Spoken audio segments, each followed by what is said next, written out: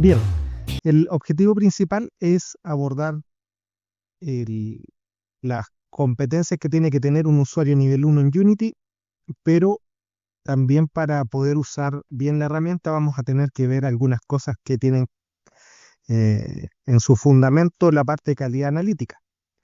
Por ejemplo, el contexto de gestión de calidad, la importancia de la fase analítica, vamos a hablar un poco sobre el error y después nos vamos a los pasos para establecer el control interno, que es lo que nosotros queremos lograr con Unity. Y bueno, esto que vamos a revisar ahora quizás para algunos puede ser básico, pero pienso que les puede recordar algunas cosas y quizás hay algunos usuarios que han tenido menos formación en el tema y les puede servir.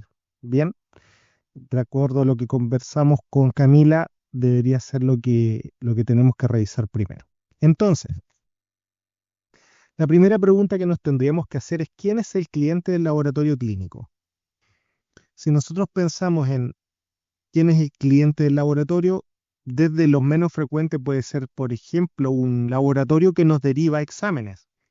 Es un cliente porque va a evaluar ciertas cosas de nosotros como calidad. Por ejemplo, que cumplamos con los tiempos en que los exámenes tienen que estar disponibles o que nuestros sistemas de información sean buenos. Otro que nos parece quizás uno de los más obvios es el cliente. El cliente del laboratorio que es, ahora en gestión de calidad siempre se habla de cliente, pero para nosotros el paciente. Y este paciente obviamente que ha puesto su confianza en nosotros, quizás escogió el laboratorio, quizás le toca atenderse con nosotros, pero de alguna forma es cliente en algunas cosas importantes, como por ejemplo la etapa de la toma de muestra. Entonces, a lo mejor nosotros vemos al cliente principal como el paciente, porque es el que va a ver su salud beneficiada por los resultados del laboratorio, pero el paciente es donde tiene contacto con el laboratorio es, por ejemplo, en la toma de muestras, cuando recibe las instrucciones o cuánto tiempo le toca esperar, si el proceso de toma de muestras es agradable y después si los resultados están a tiempo, si hay una plataforma, por ejemplo, donde pueda consultar estos resultados y básicamente que el médico reciba los resultados a tiempo, eso es algo que el paciente podría evaluar.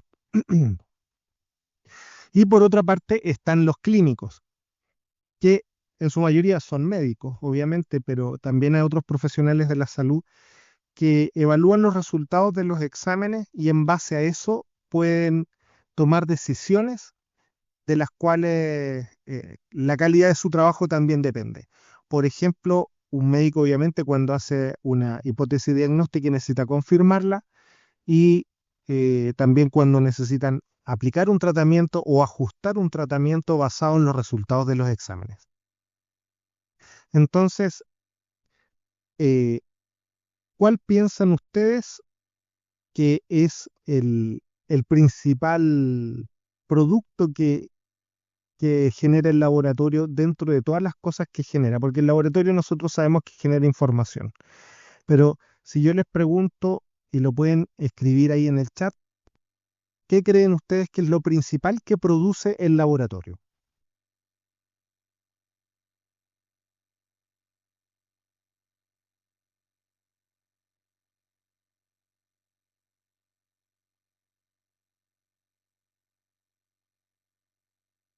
Bien, nadie opina. Es importante que ustedes puedan hacer un feedback, así yo me doy cuenta que están conectados con la sesión.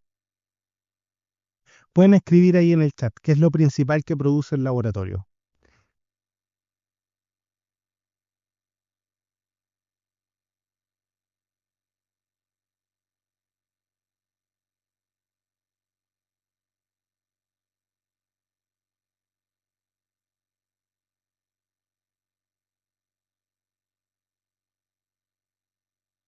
También pueden activar su micrófono y comentarlo.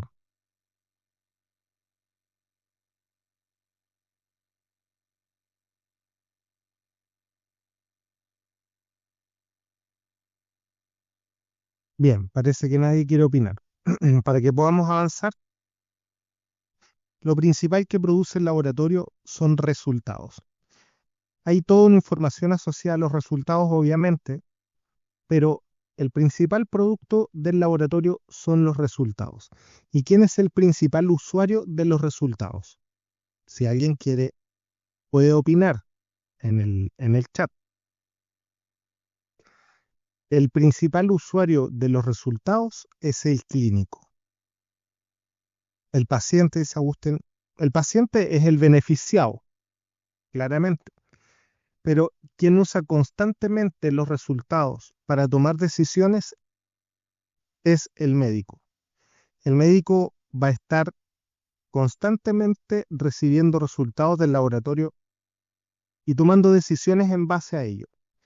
Y es el médico quien va a poder percibir en primera línea el nivel de calidad de los resultados del laboratorio. Aunque no vengan declarados, aunque a lo mejor no tenga idea de 6 sigma o de ese tipo de cosas, el médico va a ser el primero que va a poder evaluar en forma práctica si es que los resultados les van dando confianza o no y si son útiles. A veces las percepciones pueden ser distintas, siempre nos toca ser cuestionados por los clínicos, pero en realidad es el principal usuario de nuestro proceso, viene siendo el primer cliente que tenemos. Y después de pasar por el médico, los resultados toman un sentido para el cliente, que es el que vendría siendo el paciente. Bien, entonces, si nosotros hacemos en calidad un enfoque lineal de proceso, y te agradezco, Agustín, por contestar, el enfoque sería así. Tenemos una serie de procesos que han sido diseñados desde que nosotros sacamos la muestra del paciente, incluso desde antes, desde que se solicita el examen, por ejemplo, en una cartilla de solicitud de examen o en información respecto al laboratorio y los exámenes.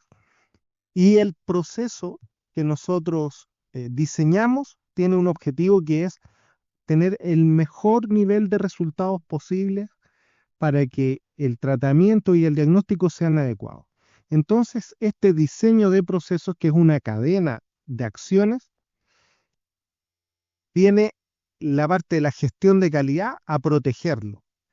La gestión de calidad está encargada de proteger el diseño que nosotros hicimos en los procesos. Ustedes que están ahora viendo el tema de la acreditación, saben que ha habido un montón de trabajo para documentar los procedimientos y todo este tema que uno hacía en forma práctica, ahora hay que documentarlo y es un tremendo trabajo. Ahora, el foco de todo eso es que nosotros podamos proteger los procesos. ¿Por qué? Porque los procesos se desgastan con el tiempo, se deterioran. Así como se deteriora un instrumento que yo puedo estar utilizando, los procesos también se van deteriorando.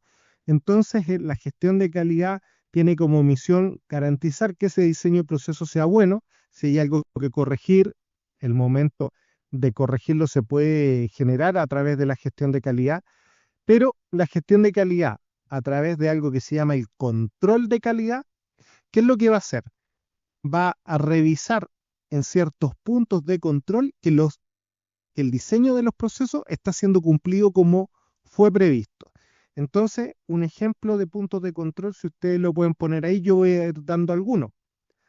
Cuando una muestra llega al laboratorio, hay un primer control que dice que viene bien etiquetada, por ejemplo. ¿Qué otro tipo de control tenemos? Y si ustedes lo pueden poner ahí, sería ideal.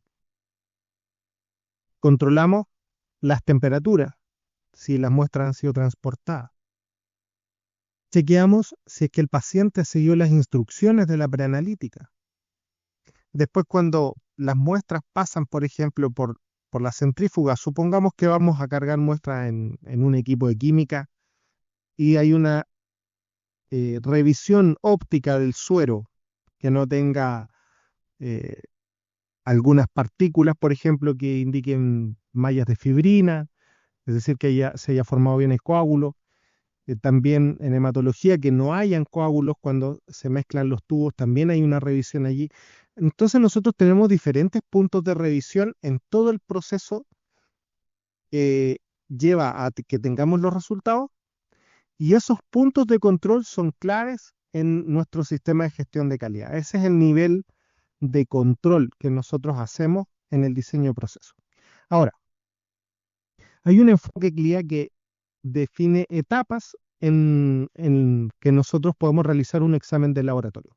Y eso todo el mundo lo conoce. Viene la preanalítica, la analítica, que es donde hacemos la medición muchas veces o la detección, y luego viene la post-analítica, o sea, después que ya el resultado sale de un equipo o ya tenemos una lectura en un frotis o en una placa de cultivo, eso se transforma en información, y esa información también sigue un proceso en la cual nosotros la validamos primero y después es entregada a los pacientes o a los médicos directamente. Entonces, acá en estas etapas, yo quisiera que mientras vamos avanzando me puedan poner ahí cuál de estas tres etapas es la que ustedes manejan que tiene la mayor cantidad de errores o que es más importante a nivel de pesquisa de errores. Si lo pueden escribir ahí en el chat sería excelente.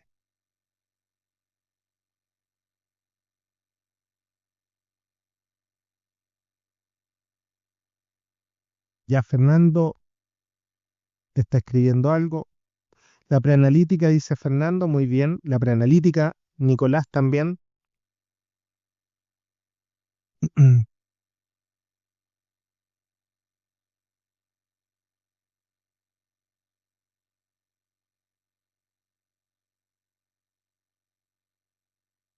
Ahí está escribiendo algo. Fernando dice, desde ahí comienza a armarse todo el proceso. Eso que dice Fernando es muy importante. Es decir, en un proceso, la fase inicial es fundamental. Si yo tengo fallas en esta fase, echo a perder todo lo que viene después. Así que tiene mucha razón en eso. Bien, nosotros vamos a revisar información que está en un estudio de Carraro y Plevani del 2007.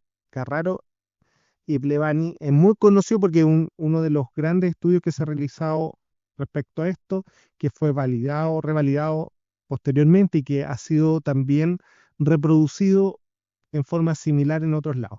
Y ellos dicen, bueno, en la preanalítica nosotros tenemos un primer chequeo en la parte de la validación administrativa. Eso es lo primero que podríamos revisar si está bien o no.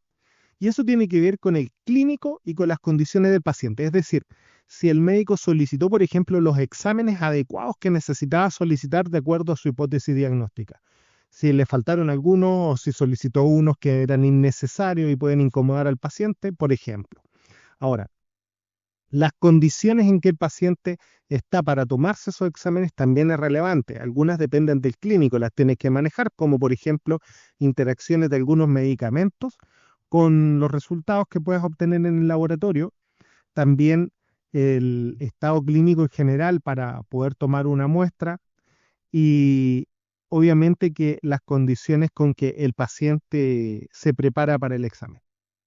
En la validación del espécimen, que es como la validación de la muestra propiamente tal, hay una parte que es operativa, que nosotros le entregamos la información al paciente, el paciente la entiende bien, llega en las condiciones que tiene que llegar, con el ayuno no exagerado, pero tampoco menos del tiempo que debería tener de ayuno. Nosotros tomamos una muestra, estamos asumiendo para la mayoría de los exámenes. Por ejemplo, en microbiología también hay cosas muy importantes, muy relevantes en la toma de muestras. Por ejemplo, cuando son hemocultivos y hay una contaminación o otro tipo de, de muestras que requieren ciertos procesos específicos. Entonces, o medios de transporte que sean bien utilizados. Luego, el control logístico, que es algo de lo que hablábamos, por ejemplo, las temperaturas, los tiempos que pasan entre que se toma la muestra y se recibe en el laboratorio. Bien, después de eso tenemos lo que nos es más familiar quizás a nosotros, porque ahí está el 80, el 90% de nuestro trabajo, la validación técnica. Es decir, las actividades que realizamos para verificar esto, cuando la verificación metodológica, cuando se instala un equipo, cuando empezamos a trabajar con él, el control de calidad analítico que hacemos y también otros tipos de controles que están a nivel de inspección, por ejemplo. Cuando uno va a ver un registro de temperatura, es un punto de control. pero más allá del punto de control está la inspección que uno puede hacer. Por ejemplo, si un refrigerador está botando líquidos, eso es algo que difícilmente va a estar escrito en un procedimiento, pero alguien con experiencia va a ver, va a decir, oye, esto no está bien. Si saco las alícuotas de un control que debería estar congelado y está líquido, entonces digo, oye, esto no está refrigerando bien y el control de temperatura, no nos habíamos fijado o está mal el sensor, no sé. Entonces, hay cierto tipo de cosas que también ocurren a un nivel de inspección que a lo mejor no están escritos en los manuales, pero dependen de la expertise de los operadores. También es parte del control. Ahora, en la post-analítica tenemos la validación del paciente. Por un lado, está bastante resuelto esto a través de los sistemas informáticos, que el dato del paciente realmente corresponde a esa muestra, corresponde a ese paciente. Eso hoy día ya no es un tema de cuestionamiento gracias al sistema informático. Pero tenemos otro tipo de validación también que hacer. Por ejemplo, miramos los datos obtenidos y vemos si es que tienen consistencia entre sí, o sea, estos datos tienen correlación, me dan una idea de cuadro clínico, tienen relación con lo que viene en la orden, que a veces no viene mucha información o la que necesitáramos. Y también nosotros tenemos la opción de comparar los resultados de un paciente con el resultado anterior que se obtuvo y ver qué tanto ha cambiado respecto al valor anterior, ver si hay una diferencia que llame la atención. Todo ese tipo de cosas tienen que ver con lo que se define como validación del paciente ya en la posanalítica. Y finalmente la validación clínica, que es la interpretación, por ejemplo, que el médico haga una interpretación correcta de un examen. ¿Cuándo un médico se podría equivocar en esa interpretación? Por ejemplo, que sea culpa del laboratorio, digamos. Le cambiaron el método de fosfatasa alcalina o de una determinada técnica de inmunoensayo y cambian los valores de referencia y él está acostumbrado a ciertos valores de referencia. Entonces hay una interpretación errónea, quizá inducida por un cambio. También está el tema del diagnóstico y el tratamiento. Es la parte final del examen. Es decir, cuando yo tomo una decisión en base a los resultados del laboratorio, que también puede haber un error técnico al aplicar un tratamiento, al interpretar un resultado del laboratorio, aunque venga todo impecable en el informe, y también de hacer algún diagnóstico equivocado por un error humano, por decirlo así. Bien, entonces, como ustedes decían, la mayor frecuencia de errores se da en la etapa preanalítica. Acá, en este estudio en particular, que, ojo, este estudio involucró más de 50.000 resultados de laboratorio que se analizaron de forma transversal, es decir, desde que se solicitó el examen hasta que el paciente recibe su tratamiento. Y estas personas empezaron a revisar cada uno de ellos y ver dónde hubo errores y poder cuantificar esos errores, poder decir si el error tuvo un alcance que impactó, por ejemplo, a la salud del paciente o no. Y ahí determinaron que en frecuencia, la mayor frecuencia era en la preanalítica, o sea, en esta etapa es donde más se dan errores. Luego, en la etapa analítica, un 15% de errores y en la post-analítica un 25% de errores. Entonces nosotros hemos escuchado esto, hasta aquí es muy conocida esta parte del estudio, y siempre nos quedamos con la idea de que la preanalítica es como a la que más le tenemos que poner atención, y sí, hay que ponerle foco, obviamente, porque imagínense que yo tuviera un sistema de control de calidad súper excelente, que el software funciona muy bien y que todos los usuarios lo pueden aplicar de forma correcta, todo lo técnico del control de calidad. Pero la preanalítica esté descuidada, no nos sirve de nada porque estaríamos como, diciéndolo de alguna forma, tapando el sol con un dedo. Es decir, todas las acciones que hacemos en control de calidad analítico no nos sirven de nada si no cuidamos la preanalítica. Ahora bien, en cuanto a nivel de importancia, hay una parte que no es tan comentada de este estudio que yo les quiero compartir, y yendo un poquito más profundo, los errores que dependen del laboratorio, es decir, ustedes se acuerdan que vimos que algunos tienen que ver con que el médico lo solicita y lo otro, cómo él lo interpreta para el diagnóstico. Los errores que dependen del laboratorio son poquito menos de la mitad. O sea, tenemos un 40.7% de errores que sí podemos controlar, sí podemos gestionar en el laboratorio. Luego, de esos errores, cantidad de errores, la proporción de errores que afectaron al cuidado del paciente, tenemos 28,6. O sea, prácticamente un tercio de esos errores que están en el laboratorio pueden afectar la salud del paciente. Y de esos errores que afectaron al cuidado del paciente, los errores en la etapa analítica son más de la mitad, 52,17. Entonces, esto es súper importante que nosotros lo tengamos en cuenta porque cuando nosotros nos ocupamos del control de calidad analítico, nosotros estamos haciéndonos cargo, si tomamos este estudio como referencia, de más de la mitad de los errores que afectan al cuidado del paciente y que dependen del laboratorio. Entonces, visto de esta forma, ese 15% que quizás lo veíamos como pequeño, se vuelve mucho más relevante y es la primera reflexión que quería hacerles porque es sumamente importante que pongamos atención a todos estos procesos que vamos a revisar de control de calidad en el laboratorio clínico.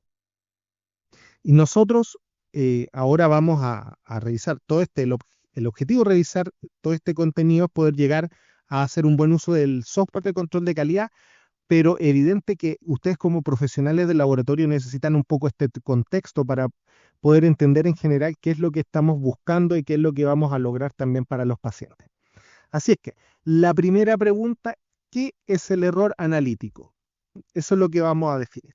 Para poder entender qué es el error analítico, que es lo que vamos a estar logrando o buscando medir, lo primero que tenemos que definir es el resultado. No sé si alguien ha escuchado hablar del vocabulario internacional de metrología. Es algo transversal a diferentes disciplinas. Todas las ciencias que nos dedicamos a medir, entre ellos el laboratorio clínico, una de las más importantes que mide en el ámbito de la salud. Entonces, la definición que tiene de resultado es esta. El resultado sería un conjunto de valores de una magnitud atribuidos a un mensurando. Mensurando es lo que habitualmente nosotros le decimos analito, acompañado de cualquier otra información relevante disponible. ¿Qué nos debería llamar la atención de esto? Que nosotros habitualmente entendemos resultado como algo que en realidad la definición es valor, ya que es un valor, una magnitud numérica acompañada de un signo que indica la unidad en que está medida. Por ejemplo, 100 miligramos de decilitro. Eso sería un valor. Ahora, en laboratorio clínico eso obviamente no es un resultado. Sabemos que tiene que ir acompañado de información relevante. Por ejemplo, 100 miligramos de decilitro ¿de qué? De glucosa, por ejemplo, en suero. Ya. A través de tal método. Esa información es relevante para un resultado laboratorio. Ahora, lo nuevo o importante que nosotros tenemos que ver acá es que el resultado en realidad no es un valor. Nos está diciendo que es un conjunto de valores. ¿Qué significa esto en forma práctica? Que ya no es 100 miligramos de decilitro un resultado, sino que es entre 95 y 105.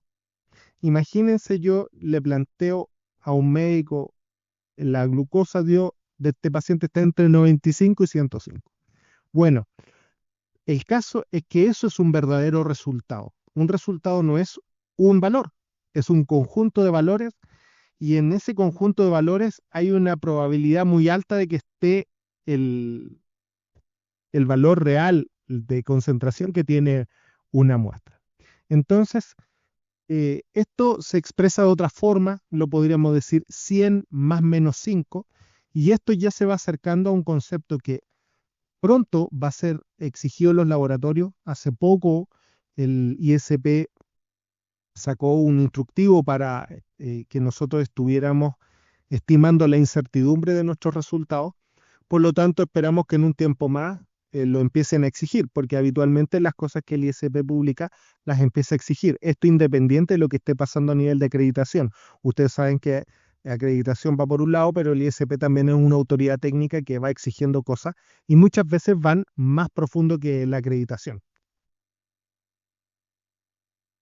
No sé si habían escuchado que eso se podría empezar a exigir dentro de un tiempo. Entonces, el concepto de incertidumbre de medida lo tenemos que tener incorporado en nuestra mente, o sea, un resultado en realidad es una nube de valores entre los cuales nosotros decimos es muy probable que esté aquí y también tiene un intervalo de confianza. Por ejemplo, dice uno con un 95% de seguridad. Entre estos valores está el que nosotros estamos apuntando. La incertidumbre de medida, entonces nos está diciendo implícitamente que todos nuestros resultados van a tener algún grado de error, ¿sí? Y aquí yo les voy a hacer algunas preguntas. Nosotros dijimos claramente que el objetivo del control de calidad es poder encontrar esos errores, pero ahora estamos hablando de que todos los resultados tienen algún grado de error. Entonces les voy a plantear alguna, alguna idea y ustedes me van a decir si están de acuerdo o no. ¿Alguien diría, por ejemplo, que el objetivo del aseguramiento de la calidad sería que ningún resultado tenga error? ¿Puede ser ese el objetivo? Si ustedes lo pueden escribir, pueden poner sí o no, bien cortito. Y creo que acá esto también tiene unas opciones para poner unas caritas. A ver,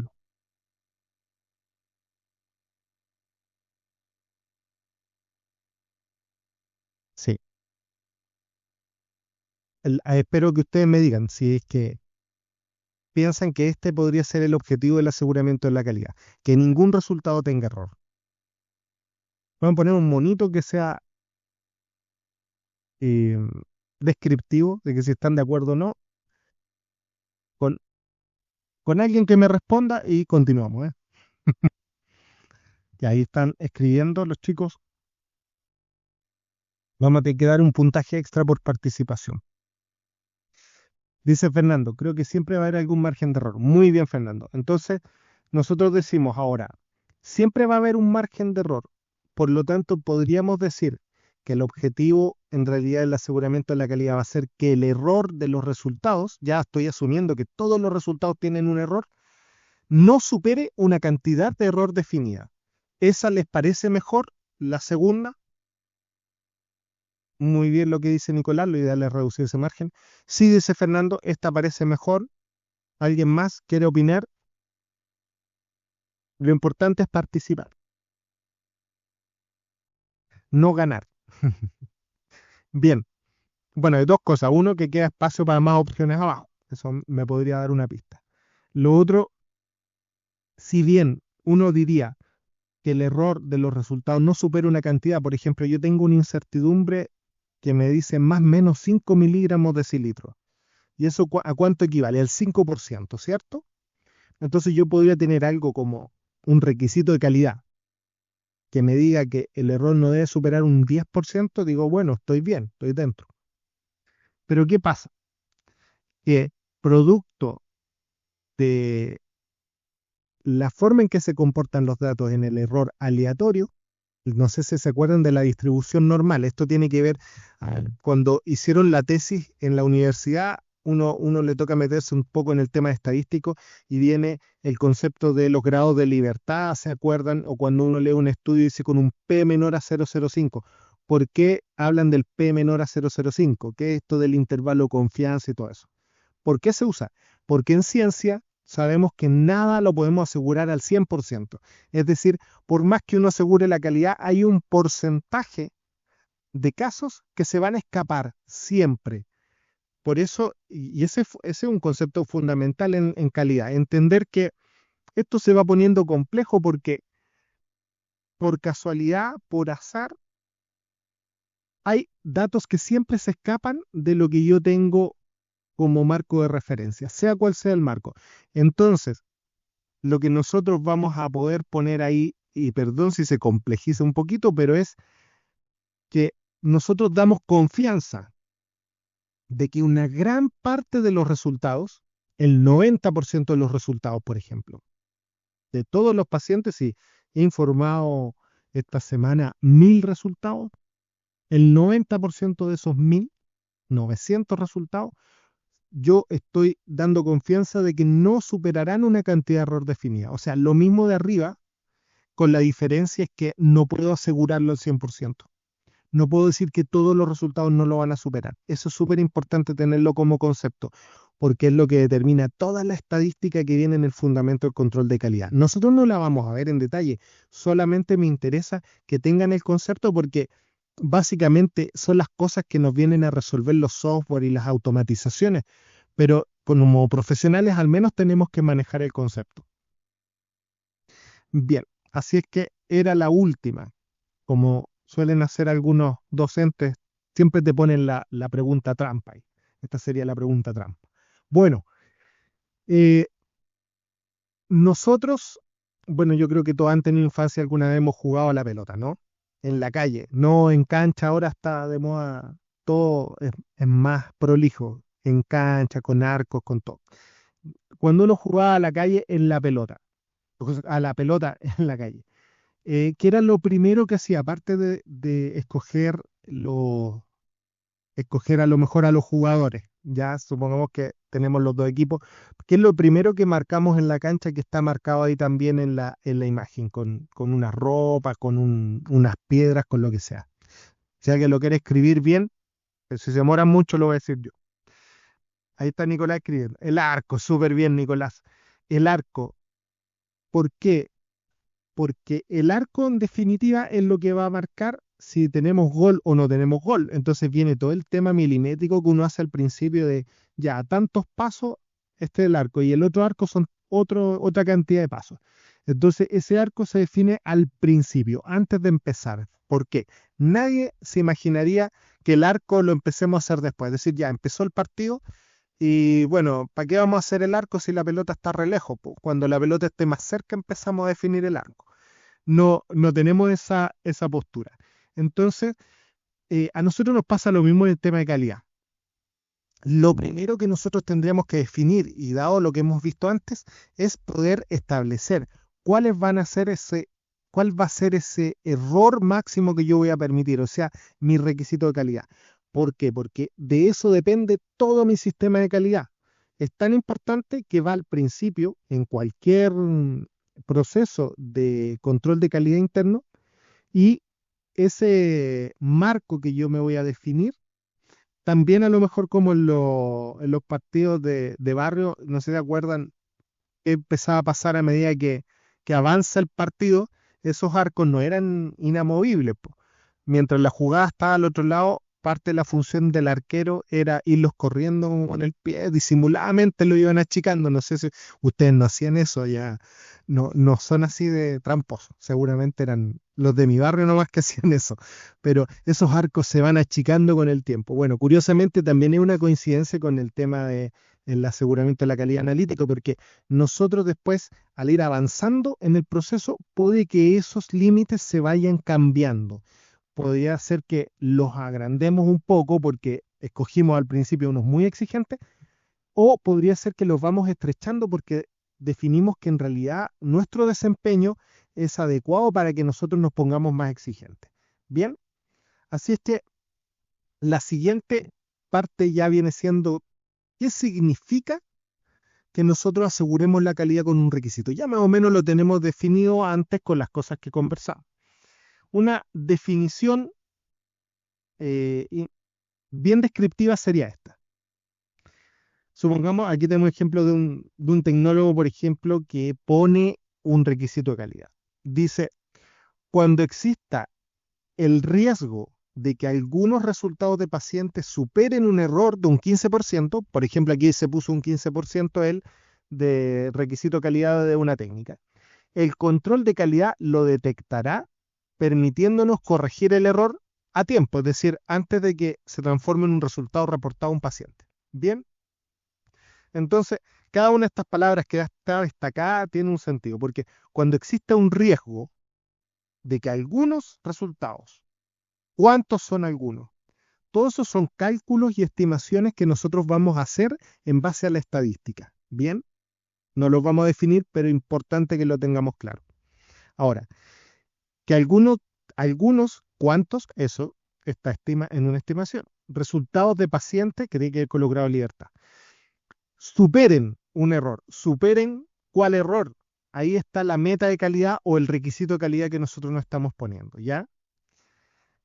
Entonces, el control de calidad lo detectará. ¿Qué significa que lo detecte? Que yo tengo un esquema de control. ¿Qué es un esquema de control? ustedes procesan, por ejemplo, en química, 2 niveles de control antes de la corrida. Lo ideal es que fuera antes y después, pero al menos en la corrida, digamos. Esos 2 niveles de control los van a procesar una vez y hay ciertas reglas que están configuradas que si da una alerta o un rechazo, especialmente si es un rechazo, eso me va a estar diciendo a través del esquema de control que hubo un error. Entonces, de esa forma lo detecta el control de calidad. Luego dice permitiéndonos corregir el error, y esa es la parte fundamental. De nada me sirve detectar un error, oye, me dio un error, ¿y qué hago? Repito el control, repito hasta que me dé bien, para poder pasarla. No es esa es una mala práctica. Lo importante es que yo cuando detecto un error, sepa que es muy probable que el error existe, no que esto es un artefacto aleatorio, y que yo tome una acción correctiva. Y para que eso sea efectivo, lo mejor es tener un plan de acciones correctivas. Quizás eso no lo tienen definido en su esquema de calidad, pero es importante que los usuarios de un sistema tengan claro qué hacer en caso de. Es decir, cuál es la primera acción cuando un control no da. Y a lo mejor ustedes lo pueden compartir ahí en el chat. Cuando un control no les da, ¿qué hacen? ¿Cuál es la primera acción? ¿Reviso algo? ¿Cambio reactivo? ¿Calibro? ¿Saco tal y cual de control? ¿O repito el control?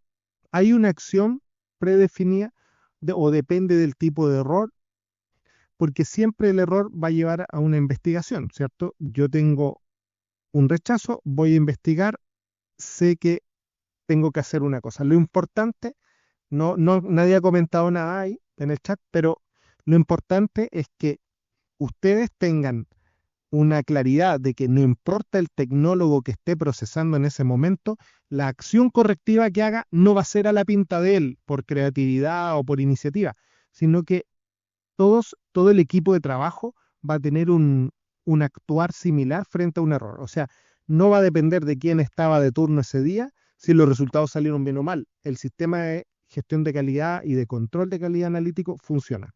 Bien, entonces, vamos a revisar brevemente las propiedades que tiene el desempeño analítico, porque nosotros para poder determinar si es que superábamos o no una cantidad de error, lo podemos analizar de esta forma. Vamos a asumir que el tecnólogo que está de turno ese día está procesando y resulta que cada muestra que procesa vamos a pensar que es como dar un disparo a un blanco. O sea, le puede achuntar al valor que era correcto de informar o no. Bien, entonces el primer elemento en que yo puedo componer el desempeño analítico es la veracidad. ¿Qué es la veracidad? Apuntar al lugar correcto. Es decir, el sistema analítico está intentando dar un resultado que está justo ahí, justo al centro. Bien, hasta ahí. Luego, ¿cuál es el siguiente elemento? La precisión. Y la precisión significa apuntar siempre al mismo lugar. Ustedes saben que los sistemas analíticos tienen bombas de presión, de vacío, aspiran, mezclan un reactivo 1, un reactivo 2, hay incubaciones, hay temperaturas involucradas, hay otros casos que funcionan con lecturas de impedancia o con electrodos o cuentan células. También las incubaciones se mantienen a ciertas temperaturas, según el equipo, según lo que estemos revisando. Se producen colores que son leídos por fotodetectores. Cada proceso, cada paso del proceso puede tener una pequeña variación. Esas variaciones se juntan y se transforman en una variabilidad. O sea, cada vez que yo mido algo distinto. Entonces, esa dispersión que yo tengo, mientras más pequeña sea, mejor. Por lo tanto, la precisión es una cualidad que nosotros tenemos en el desempeño analítico, que significa que siempre el resultado sea cercano. O sea, si yo repito muchas veces de una misma muestra, el resultado es cercano. Eso es condición de repetibilidad. Si yo proceso todos los días una muestra que mide lo mismo, ejemplo, un control de calidad, ese resultado va a ser muy cercano entre sí. Eso significa precisión. Ahora, la combinación de estas dos se conoce como exactitud. A veces ha habido una confusión porque el término exactitud muy antiguamente se usaba para veracidad y por ahí había confusión de lo que significaba. Exactitud es la combinación de ambas, es decir, tengo un grado de veracidad bueno, un grado de precisión bueno, puedo decir que tengo una buena exactitud.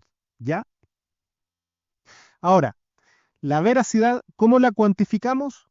A través del sesgo. El sesgo es un indicador de falta de veracidad. Mientras mayor el sesgo, menor veracidad tengo. La precisión, ustedes lo conocen a través del coeficiente de variación. Puedo analizarlo, puedo cuantificar la imprecisión o la falta de precisión.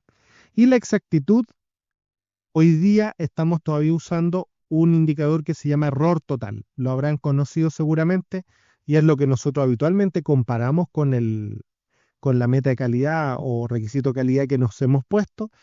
Y el error total también tiene una fórmula y es básicamente la combinación del sesgo con el coeficiente de variación. Entonces, ¿qué pasa después de esto? Un resumen. Primero, para que nos quede aún más claro, la exactitud. Entonces, la combinación de tener buena veracidad y buena precisión. La veracidad la relacionaríamos con el error sistemático. O sea, cuando hay error sistemático, esto va a ser menor veracidad. Y el error aleatorio con la precisión.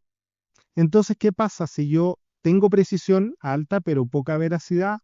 Voy a tener resultados que dan muy parecido entre sí, pero están lejos del valor target o del valor verdadero.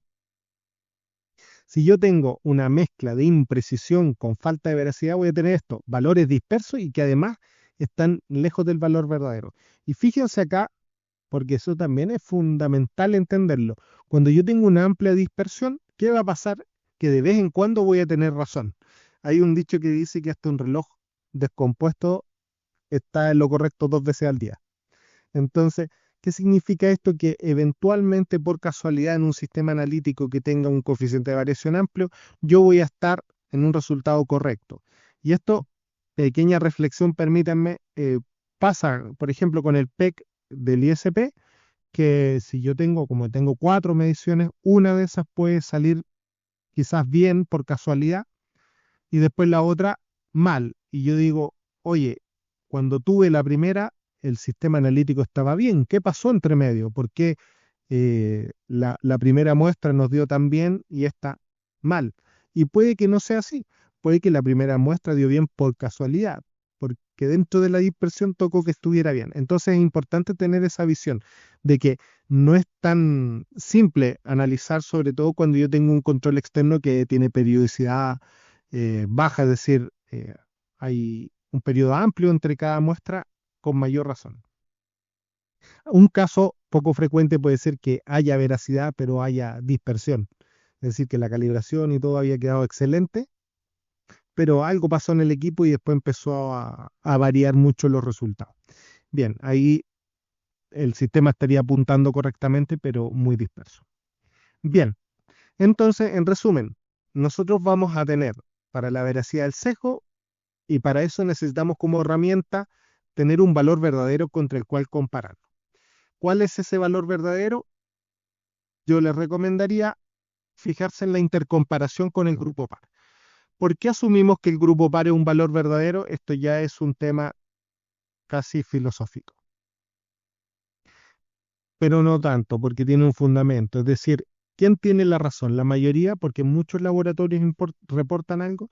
Y lo que pasa es que todos estos laboratorios vienen de sistemas de calibración, que la calibración tiene trazabilidad al Sistema Internacional de Medidas la mayoría de las veces. Y eso nos permite confiar en que cada resultado de cada laboratorio eh, no es 100% al azar, sino que está sujeto a una trazabilidad. Por lo tanto, si junto muchos valores de los laboratorios, yo voy a poder asumir que ese valor es un valor cercano a ser verdadero. Entonces, de esa forma yo voy a poder estimar el sesgo eh, comparándome con un grupo par que sea robusto.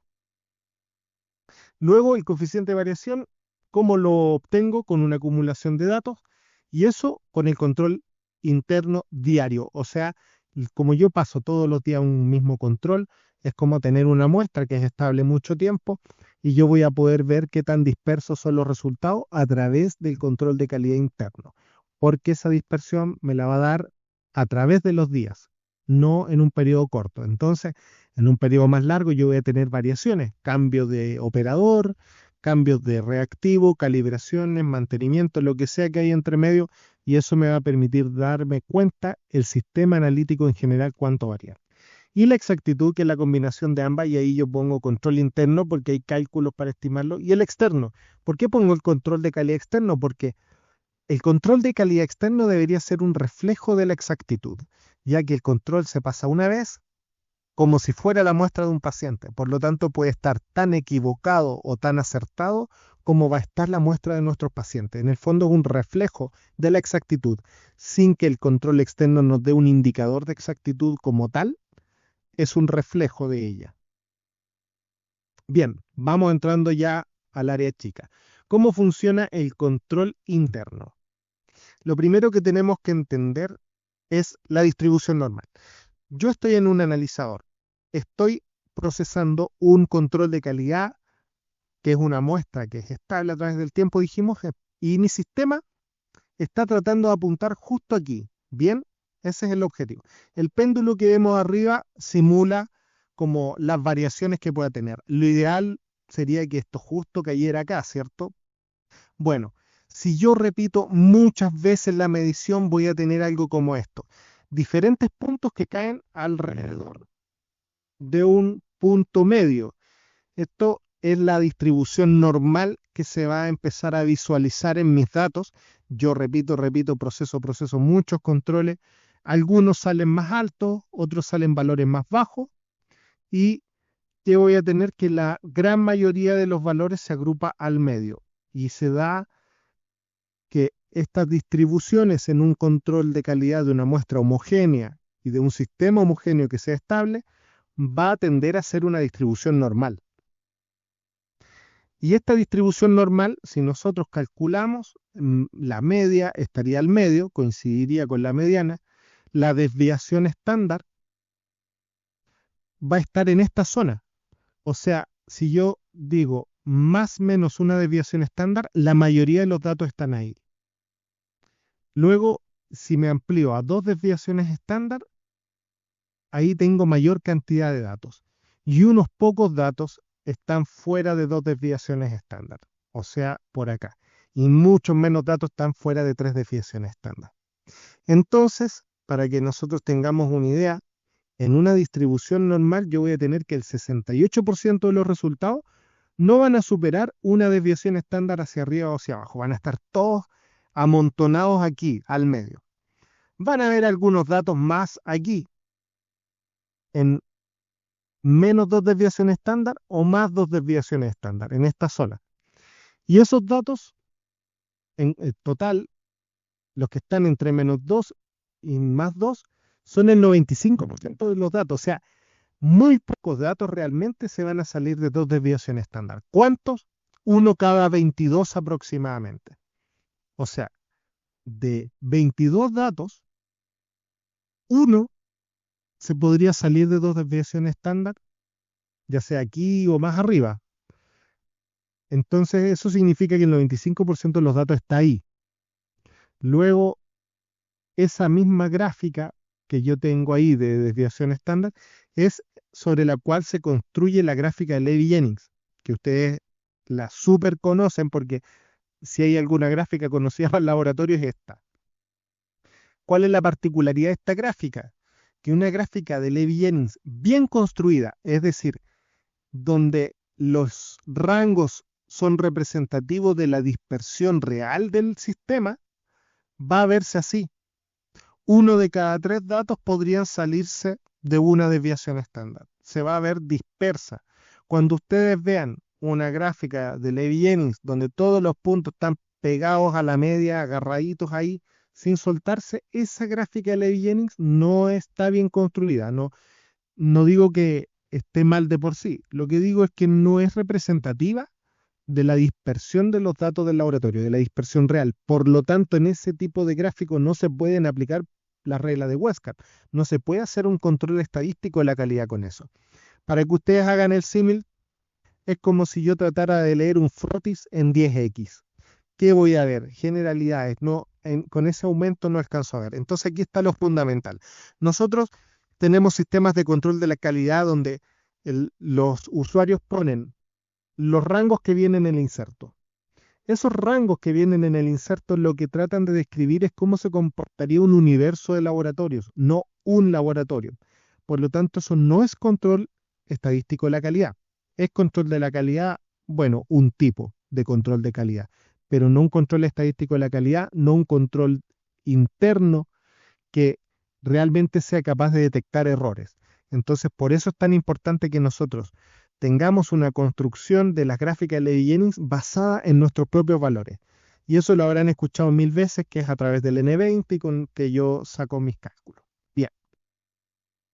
¿Cuántos valores, por ejemplo, una curiosidad, podrían salirse de 1.3S por casualidad? Uno de cada 375 aproximadamente. ¿Qué significa esto? Que por casualidad, en cada nivel, en cada analíteo, un valor se va a salir una vez al año, así que yo proceso controles todos los días, casualidad. Y yo voy a pensar que es un rechazo y lo tengo que tratar como tal. He estado haciendo, bueno, este es un curso elemental y lo hemos hecho en muchas partes. Eh, en varios lugares dicen, cuando se sale de 1.3S, repito el control. Y eso es una mala práctica si es que yo repito sin revisar nada. ¿Por qué? Porque ellos dicen, bueno, asumo que es error aleatorio. Pero la verdad es que este error o que se salga un valor de 1.3S es tan poco frecuente que cuando suceda más vale la pena investigar como que fuera un error real. Ya vamos a ver por qué. Viene ahora la detección del error. Ahora yo les quiero preguntar a los que están conectados todavía si es que ustedes tienen un protocolo, una forma de seguir con esta desviación. Ah, mira, antes de, porque igual estoy mirando el horario. Eh, si quieres, Camila, y puedes abrir tu micrófono, yo no quiero pasarme los horarios, a lo mejor desconozco si ustedes están en un tiempo donde la mayoría sale a las 5, 5 y tanto, no sé, y a lo mejor ya en este horario no deberíamos continuar. Tú me dices, y si reagendamos no es ningún problema, lo podemos hacer para cuando ustedes digan y nos coordinamos. Dime tú cómo andamos con el horario.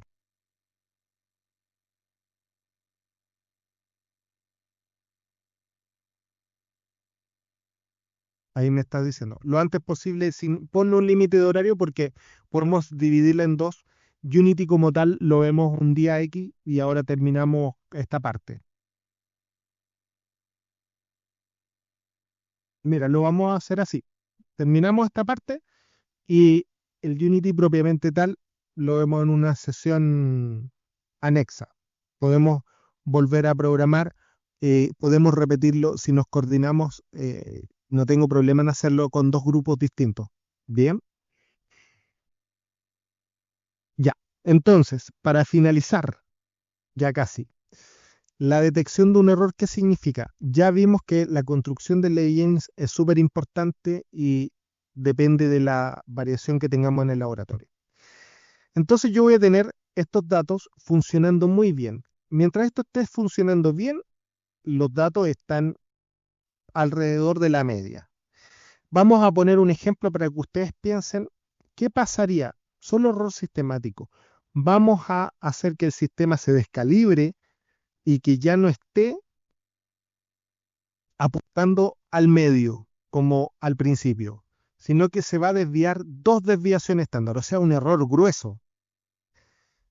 El sistema ahora, en vez de estar leyendo 100, si la desviación estándar era, no sé, por ejemplo, 5%, ahora está leyendo 110. Esa es la nueva media. Entonces se desvió, se descalibró. ¿Cómo se van a ver los resultados? Si la dispersión se mantiene igual, los resultados se van a distribuir la mitad de acá y la mitad de acá. O sea, por sobre y por debajo. Y esta misma campana de Gauss que nosotros veíamos, la vamos a visualizar de nuevo, pero desplazada. Entonces, si ustedes se fijan acá, si me desplacé dos desviaciones estándar, que es un montón, ¿qué porcentaje de los valores superan 1,3S, que es mi límite de control? Entonces, si yo tengo un resultado de 1.3S y digo esto fue un error aleatorio, puede que no sea aleatorio y que yo esté en presencia de esto que estamos viendo acá. Pero es muy probable que si repito, el valor no de fuera de 1.3S, sino que de dentro. Incluso si ustedes se fijan, hay una pequeña cantidad de valores que van a estar incluso cerca de la media. Entonces, esto pasa con el error aleatorio, siempre presente y siempre desviándonos los valores hacia arriba y hacia abajo. Por eso es tan importante que nosotros las reglas de Huáscar que están establecidas en un esquema de control las sigamos y entendamos que cada rechazo podría ser un error, tengo que investigarlo y tengo que hacer una acción correctiva. Solo repetir un control no me va a ayudar necesariamente a pesquisar el error. Tendría que repetir varios controles para poder yo determinar, mira, se me desplazó la media. La verdad es que si repito varias veces el control, voy a poder tener una visión panorámica. Eso es cierto. Pero repetirlo por repetirlo y repetirlo una vez y si me da bien, sigo, eso no es una buena práctica. ¿Y por qué he dado tanto énfasis en esto? Porque es una de las cosas que más nos cuesta entender en los equipos de trabajo. ¿Por qué no es llegar y repetir un control y que ahora me dé bien y sigo trabajando? Porque yo puedo estar enmascarando sin querer un error, ya sea sistemático o aleatorio, pero eh, haciendo una trampa, por decirlo así, y no detectándolo. Bien, entonces para establecer el control interno vamos a seguir esos pasos sencillos. Primero determinamos que el sistema funciona perfecto, definimos los límites y las reglas en base a eso. Y eso significa una serie de pasos que ustedes no van a tener que hacer si son usuarios nivel 1 de Unity, pero es importante que los tengan en cuenta porque todo lo que van a hacer en Unity va a depender del requisito de calidad que tienen establecido, de los datos que se reunieron para hacer el control interno, de la media y los límites propios que están establecidos en Unity y por último también de las reglas de control que se definieron para cada test. Y nosotros vamos a ver esta parte de acá arriba, el ingreso de datos que responden a las responsabilidades del usuario nivel 1 y estos resultados que yo voy a tener van a tener también, en caso de que tengan un rechazo, la necesidad de poner una acción correctiva que tengo que registrarla en Unity y unos comentarios. Y ya cuando nos enfoquemos en Unity la próxima ocasión, vamos a ver cómo se hacen estas cosas y yo espero que los usuarios que están aquí conectados puedan también acceder a lo que es el nivel 2, al menos. ¿Por qué? Porque nosotros necesitamos en un laboratorio normalmente que todos los usuarios sean nivel 1 y que al menos un usuario por sección sea nivel 2. En el caso ustedes se las reparten, vamos a ver cómo lo organizamos, pero tienen que haber usuarios que puedan cambiar de lote, porque eso es algo que normalmente se hace en un encargado de sección. Y también al menos un usuario en el laboratorio, la idea es que no sea uno solo, pero que haga toda esta parte de la planificación de la que nosotros hablamos. Y en base a los usuarios que sean, vamos a nosotros organizar las capacitaciones y si alguien, aunque sea un usuario nivel 1, quiere por curiosidad o por lo que sea, ir y hacer los cursos, las charlas, no sé, del nivel 2, nivel 3 lo puede hacer. La idea es que nosotros podamos estarle dando certificados, poner una evaluación si que les interesa a ustedes y también apoyarles en lo que sea en términos del aseguramiento de la calidad. Bien, Para más información y contenido visita simpleqc.com. Conéctate a través de Instagram para noticias e información y también por LinkedIn.